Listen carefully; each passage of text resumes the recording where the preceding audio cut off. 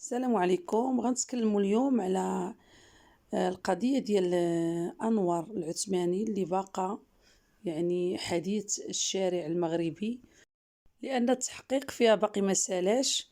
واليوم كيخرج بالتصريح ولد خالة أنور اللي قلت لكم جمال، اللي هو يعني اللي متبع القضية، هو الناطق الرسمي باسم العائلة ديال العثماني.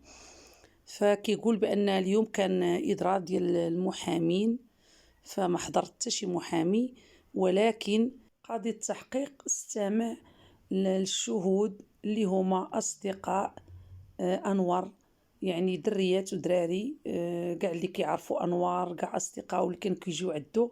فهو استمع يعني كما قال ولد خالة جمال الصحافة، ولد خالة أنور عفوا، اللي سميتو جمال، قال الصحافة بأن بغاو يعرفوا الكاركتير ديال أنوار، كيفاش كان عايش وشنو يعني شنو كيفاش كانت شخصيته، كيفاش هادو هما الأسئلة اللي يسولوا، لأن هادوك الناس كشهود ما عندهم حتى شي دخل في القضية. فهو القاضي بغى يعرف شخصية أنوار، وبغى يعرف يعني غياخد معلومات كتير على أنوار، لأنهم هما كانوا معاشرينه بزاف.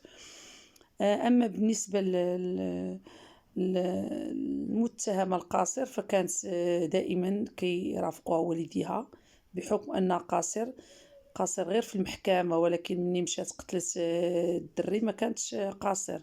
المهم القضية كما كيقول جمال ولد خالة أنور باقي كيلفها الغموض، من ناحية أن البيسي والبورطابل كانوا تسرقوا، ومني خاضوا من عنده، مني لقاوهم عندهم هي وخالها لقاوهم ممسوحين.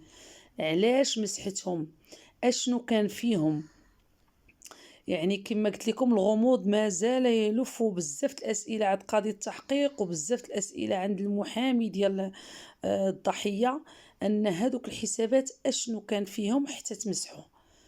ما دمتي انتي قلتي بانه يعني بغى يغتصبك وانتي دافعتي على نفسك وقتلتيه، فعلاش مسحتي الحسابات؟ علاش خونتي البورطابل والبيسي ومسحتي منهم جميع داكشي اللي فيهم؟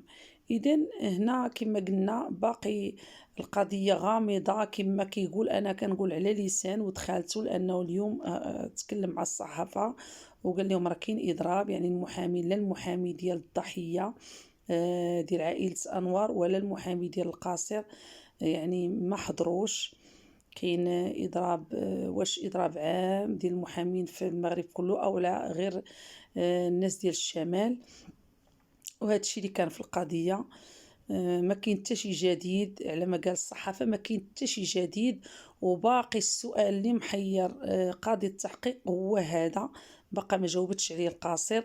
علاش مسحات البورطابل والبيسي؟ اشنو كان فيهم؟ هي باقا دابا متشبته بكلام واحد، كتقول انها دافعت على نفسها، ولكن الايام مازال جايه ان شاء الله، وكل شيء غادي يبان ان شاء الله باذن الله، باش هذاك السيد عائلته تاخذ حقه والمذنب ياخذ العقوبه ديالو.